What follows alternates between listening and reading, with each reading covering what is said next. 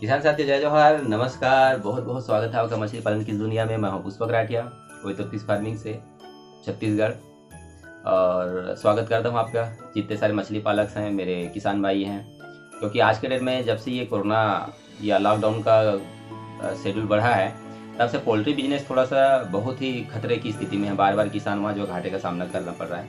हालांकि मछली में भी उतनी बेहतर स्थिति नहीं है, कई बार भाव यहाँ भी अप डाउन हो रहे हैं आज के डेट में। तो मैं तो किसान भाइयों से निवेदन करना चाहूँगी, एक संगठन बनाने की ज़रूरत है, ताकि मिनिमम जो कॉस्ट है जो हम लोग लगाए रहते हैं मछली पालने में, वो कम से कम कवर हो। कई बार क्या होता है कि सारे किसान एक साथ मंडी पहुंच जाते हैं, फिर बिचौलिए या मंडी वालों के चक्कर में 50-55 रुपये 60 रुपये किलो बेच करके जो है आना पड़ता है। तो कोशिश मेरी भी जारी है कि सारे किसान मिलें और मिल करके एक यूनियन बनाएं और एक भाव एक तय हो कम से कम, ताकि सपोज हमने 1 किलो के पीछे 60 से 65 रुपये लगाया है, तो एटलीस्ट वो तो मिले और उसमें 10 से 15% कम से कम प्रॉफिट जो है होनी चाहिए मिनिमम, इससे नीचे भाव ना जाए। तो चलिए आज का जो टॉपिक है, वीडियो का टॉपिक, जैसे मैंने पिछले वीडियो से बताया था कि बड़े जो रिजर्वायर्स होते हैं या जिनको डैम हम लोग बोलते हैं, उन डैम्स को आप लीज पे कैसे ले सकते हैं या कहाँ आपको आवेदन करनी होती है, क्या ड्यूरेशन आपको लगेगा आपके आवेदन की जानकारी या कंप्लीट होने के लिए क्या क्या पेपर सबमिट करने पड़ेंगे, ये सारे चीज़ों पर अपन बात करते हैं। तो स्वागत है बहुत बहुत आपका मेरे चैनल पे।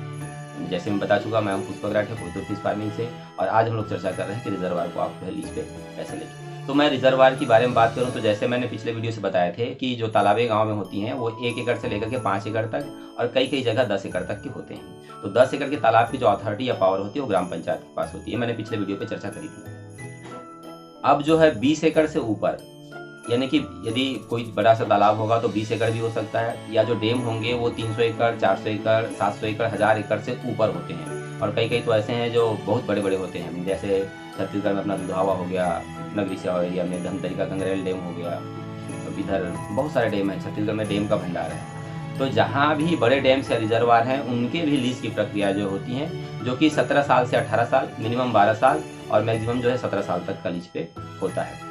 तो बड़े रिजर्वायर्स में यदि आपको लीज पे लेनी है तो इसके लिए क्या करना पड़ेगा, आपको 20 एकड़ के आसपास के जो 20 एकड़ से लेकर के 300 एकड़ तक के जो रिजर्वायर हैं या जो डैम है, उनके लिए कम से कम मिनिमम आपको 25 लोगों की रिक्वायरमेंट पड़ेगी। यानी कि एक किसी आदमी को या व्यक्तिगत आदमी आप इसमें आवेदन नहीं कर सकते, या व्यक्तिगत को इसमें लीज पे नहीं मिलता। तो इसके लिए कम से कम आपको 25 लोगों की रिक्वायरमेंट पड़ेगी। तो 25 लोग या तो स्व-सहायता समूह बना करके आप जा सकते हैं, या प्राथमिकता वहाँ पर जो मछुआरा संगठन है या मछुआरा जो सहकारी समिति है उनको जो है प्राथमिकता दी जाती है। तो यदि आप ऐसे रिजर्वायर्स को आप लीज पे लेना चाहते हैं तो सबसे पहले अपना मछुआरा जो है समिति बना लीजिए, ठीक है। इसके अलावा जो 500 एकड़ या 700 एकड़ से ऊपर की जो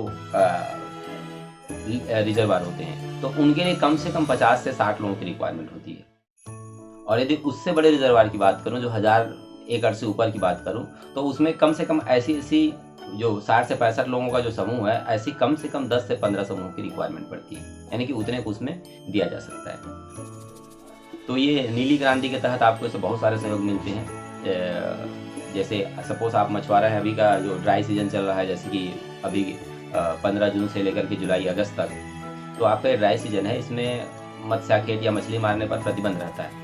तो इस समय किसानों को जो रजिस्टर्ड रहते हैं मछुआरा समिति में या जिनको लीज मिली रहती है, उनको प्रति माह जो है 3000 के हिसाब से उनके जीवन यापन के लिए जो आप उनको एक मुश्त राशि जो है दी जाती है इन 2 महीनों के लिए, ताकि वो जो है भूख मरने की नौबत ना आए, क्योंकि मछुआरों का मेन काम तो मछली पकड़ना ही होता है और उसी से उनका आजीविका चलता है। तो उनको इसलिए मिलते हैं। इसके अलावा जो रजिस्टर्ड समितियाँ हैं और जो मछली के लिए काम करते हैं, उनको बाकायदा इसके लिए आइस बैग वाली जो है मोटरसाइकिलें उनको मिलता है।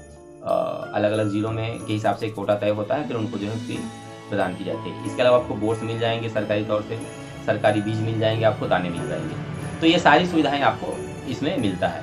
लेकिन आपको करना क्या होगा, आपको इसके लिए, जैसे मैंने पहले कहा बताया कि एक सोसाइटी बनाना होगा और रजिस्टर्ड सोसाइटी बनाना होगा, जो छत्तीसगढ़ या भारत सरकार के अधिनियम के अनुसार जो चलते हैं, ऐसी सोसाइटी बनाना होगा मछुआरा समूह। और इन समूहों को आवेदन करना होगा जनपद स्तर पे। यदि आपका रिजर्वायर का एरिया 700 से 1000 एकड़ तक है, यानी कि कम से कम 300 एकड़, अधिकतम जो 1000 एकड़, तो इस दरमियान के जितने रिजर्वायर हैं या जितने छोटे डैम्स हैं, इनकी जो आवेदन आप जनपद पंचायत में कर सकते हैं। तो जनपद पंचायत, आपको एक समिति होती है जनपद पंचायत में, जैसे स्थायी समिति ग्राम पंचायत में होता है, वैसे ही जनपद पंचायत में इसके विभाग होते हैं जल संसाधन के। तो जल संसाधन विभाग में आपको आवेदन करना होगा।